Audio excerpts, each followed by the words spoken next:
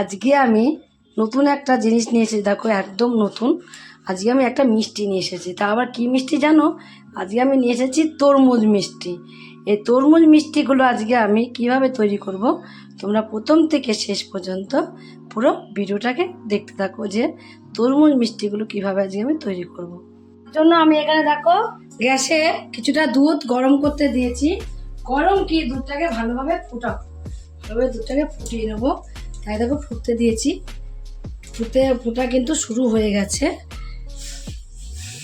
আর একটু ফুটিয়ে নেবো। দুধটা এখন ভালোভাবে আমি ফুটিয়ে নিয়েছি। এবার আমি কি করব দেখো, এবার গ্যাসের ফ্লেমটাকে আমি অফ করে দেবো। অফ করে না দিলেও হয়, কমিয়ে দিলেও হয়। এবার এখানে 2 চামচ ভিনিগার নিয়েছি, 2 চামচ ভিনিগার আর 2 চামচ জল মিশিয়ে নিয়েছি। এবার এই জলটাকে আমি এইভাবে করে দিয়ে দুধের থেকে ছানাটাকে কেটে নেবো। চামচে করে দেবো, চারিপাশেই দিয়ে দেবো। দেখো পুরোটাই আমি দিয়ে দিয়েছি। 2 চামচ ভিনিগার আর 2 চামচ জল দিতে দিতেই দেখো কীরকম ছানা কাটা শুরু হয়ে গেছে। দেখো আমি একবারে কমিয়ে দিয়েছি গ্যাসটাকে, আমি একবার অফ করিনি। অফ না করলেও হবে, একটু গ্যাসটা কমিয়ে দিলেও কিন্তু হবে।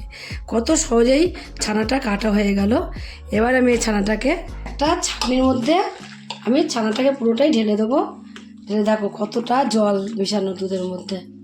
ছানা কাটলেই বোঝা যায় যে দুধের মধ্যে কতটা জল থাকে। এবার এই ছানাটাকে ভালোভাবে আমি একটু ছেঁকে নেব।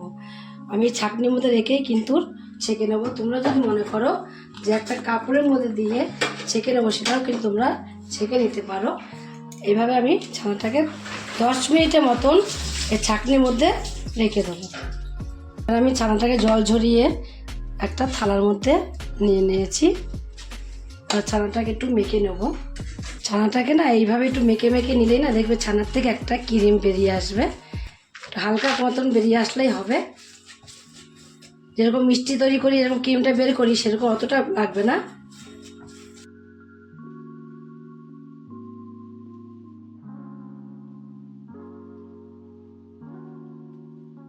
এবার এর মধ্যে আমি 1 প্যাকেট আমুল দুধ দিয়ে দেবো।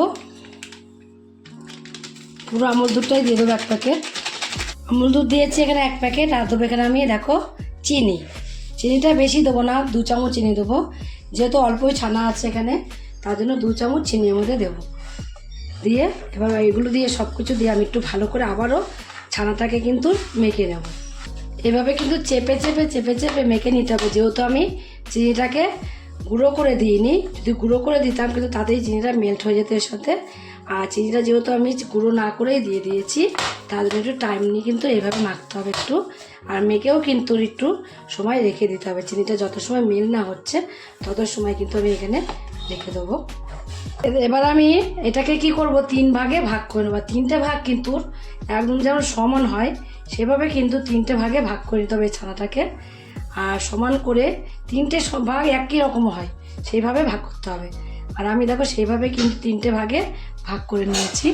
এবার কি করব, একটা ভাগ আমি এই সাদা কালারই রাখবো এক পাশে, আর 2টো ভাগ এখানে একটা একটু এইভাবে দেবো আর একটা এইভাবে দেবো।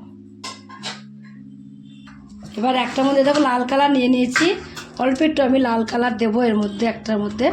আর একটার মধ্যে দেবো আমি এই সবুজ কালার। দুটোর মধ্যে 2টো কালার আমি দিয়ে দেবো। এই যে সবুজ কালারটা দেখো, সবুজটা একটু পরে করবো, লালটা আগে। এটা আমি মিশিয়ে নেবো। এই মিশানোর আগে কি করবো, লালের মধ্যে দেখো লালটার মধ্যে কিন্তু আমি কটা কালো জিরে নিয়েছি। কালো জিরে দিয়ে কিন্তু লালটাকে আমি ভালো করে এভাবে মেখে নেব। লালটাকে কালো জিরে দিয়ে কিন্তু ভালোভাবে মেখে নিয়েছি। এই লালটাকে রেখে দিব। এবার আমি হাতটাকে ধুয়ে নেবো, একটু হাতটাকে ধুয়ে নিয়ে তারপরে আবার সবুজটা করে নেব। সবুজ কালারটা মিশিয়ে দিয়েছি ওদিকে, লাল কালারটাকেও মিশানো হয়ে গেছে। আর একটা সাদা অংশ রেখেছি। তরমুজে যে সাদা থাকে সবুজ থাকে, সবুজটা থাকবে সবার উপরে, তারপর থাকবে সাদা, তারপর থাকবে তোমার ভেতরটা লাল হবে। যত লাল হবে তত কিন্তু তরমুজটা বেশি খেতে ভালো লাগবে। এই 3টে আমি করে নিয়েছি। এবার হাতের মধ্যে নিয়ে নিয়েছি আগে আমি সবুজটা হাতের মধ্যে নিয়ে এইভাবে করে আগে রেখে দেবো। লালটাকে আগে আমি হাতের মধ্যে নেব। হাতের মধ্যে নিয়ে একটু এইভাবে গোল করে নেব। গোল করে নিয়ে দেখো এভাবে লম্বা একটু শেপ দেবো। লম্বা শেপটা দিয়ে এটাকে লালটাকে আমি রেখে দেবো এক সাইডে। লালটাকে এক সাইডে রেখে দিয়ে তারপর আমি নিয়ে নেবো সাদাটা। এই সাদাটাকেও কিন্তু হাতের মধ্যে একটু মানে এইভাবে, এটা লম্বা শেপ দেবো না, এটা এইভাবে পেতে নেবো হাতের মধ্যে। এভাবে পেতে নিয়ে এইবার এইটাকে লালটাকে এই সাদাটার ভেতরে ঢুকিয়ে দেবো। ঢুকিয়ে দিয়ে এইভাবে একটু চারিদিকে যেন সাদাটা যায় সেইভাবে কিন্তু এটাকে আমি লালটাকে দিয়ে ঢেকে দেবো।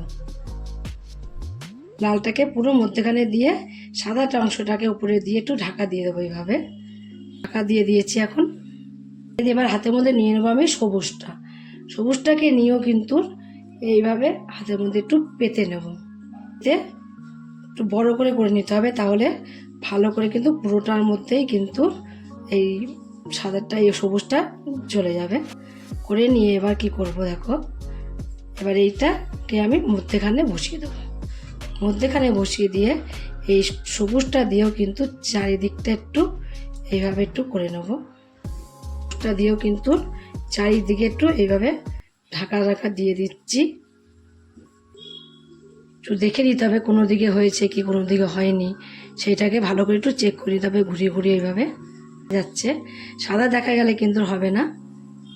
চারিদিকটা এইভাবে করে দেখো করে নিয়েছি। এখন একটা পুরো ডিমের মতন হয়ে গেছে, যেরকম ডিম হয় ঠিক ডিমের মতন কিন্তু এটা হয়ে গেছে।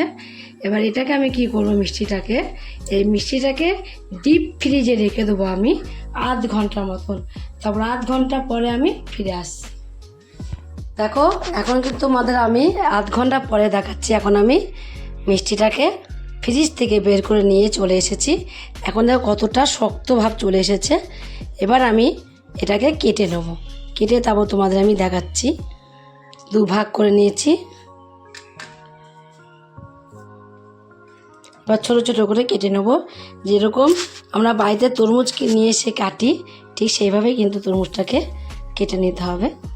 এখন দেখো আমি তরমুজ মিষ্টিগুলোকে সব টুকরো টুকরো করে কেটে নিয়েছি। আমরা তো টুকরো টুকরো করে কেটেই কিন্তু আমরা তরমুজ খাই।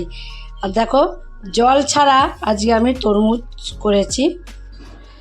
এই গরমের কালে যদি একটু তরমুজ হয় কেমন লাগবে বলো তো। আর দেখো যে ভেতরটা তোমাদের দেখাচ্ছি আমি।